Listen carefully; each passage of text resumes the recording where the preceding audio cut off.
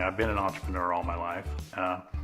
And if you're going to live in this area, if you're not a teacher, which my wife is, or work for local and state governments, you about have to be an entrepreneur. Most farmers and ranchers in the area own their own ranch. So entrepreneurship is huge and we know a lot about it. My name is Kyle Rosfeld. I am a custom boot maker in Cody, Nebraska. I'm George Johnson, and we make vinegar. My name is Terry Nollett, and I'm a half-time guidance counselor and a half-time business teacher at Cody Kilgore. As a family, we are entrepreneurs.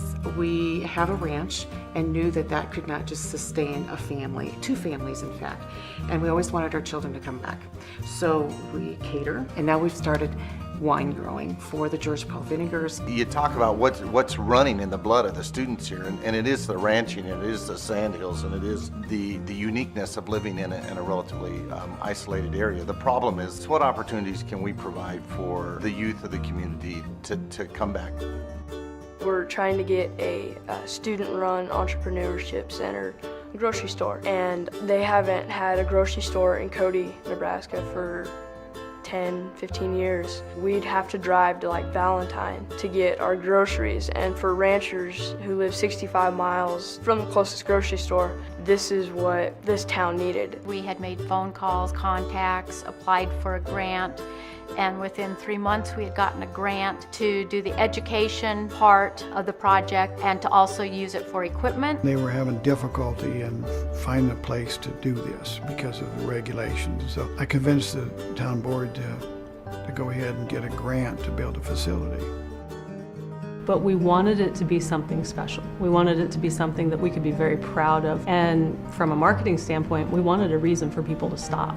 We didn't want to just be another grocery store or a convenience stop for the people traveling down Highway 20. The vinegary building is a straw bale building, and we constructed it ourselves. When Stacy saw our building and we were talking about the grocery store, I suggested that might be an option to consider, because it would be something that the students could be very involved in terms of the construction of it. We actually had big 1,300-pound round bales of straw, and we tore them apart and then square baled them and actually set them up and stuccoing and doing all the cement, and it's all pretty much volunteers.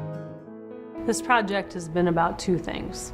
It's been about the community and it's been about the kids. And eventually, this has been a 3-year project and we're not done yet. Eventually this will bless the community. It's already blessed the kids. I believe the strength of the store with the school is the opportunity to teach kids just tremendous leadership principles, work principles, what it takes to start a business. It's just really important for kids that are in agriculture, who know how to get up early and work through the heat and work all day long and just do what needs to be done. They're used to muscle work. It's also important to do some brain work. We started the GRIT Student Steering Committee, and GRIT means growing, revitalizing, investing, and teamwork. People who are on GRIT, they actually wrote the business plan, layout. We've helped a lot with the store. My role on this committee has really been a lot of public relations and media, so I wrote a lot of the articles. If you step back and look at what they've learned already, they're light years ahead of students their own age in that experience, that process. And in essence, that's what that entrepreneurship curriculum is about.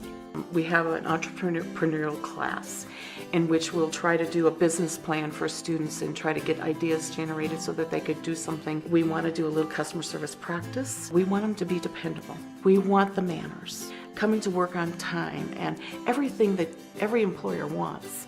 The students will help the store in merchandising and marketing, and I know they're going to be behind the cashier and they're going to be stocking shelves. The benefit of that entrepreneurial, or even what we're doing down there with that facility, when you see those students involved, and particularly the ones that are disengaged in the learning process, that's a whole new experience and something that they can actually wrap themselves around.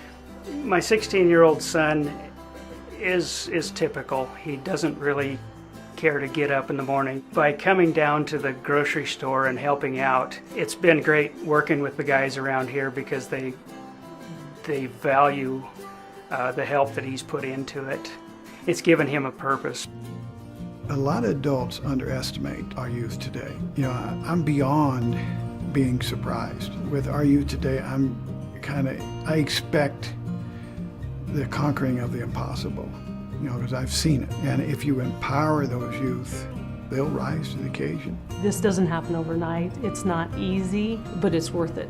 It's worth it to have the vision for the community. It's worth it to have however many people there building the straw bale building together, working together like in the old days when they did barn raisings, when you have a community come together and work on a project, when you have kids involved from, you know, little Elizabeth up to graduates coming back just to work on this project. To bring a community together is something very special. But what the kids learn in the process, and I think especially that they learn it's not easy and it's not fast and it doesn't happen overnight. There's value in that we can't teach them in a textbook. And that's why Nebraska loves Our public schools. Nebraska loves Our public schools.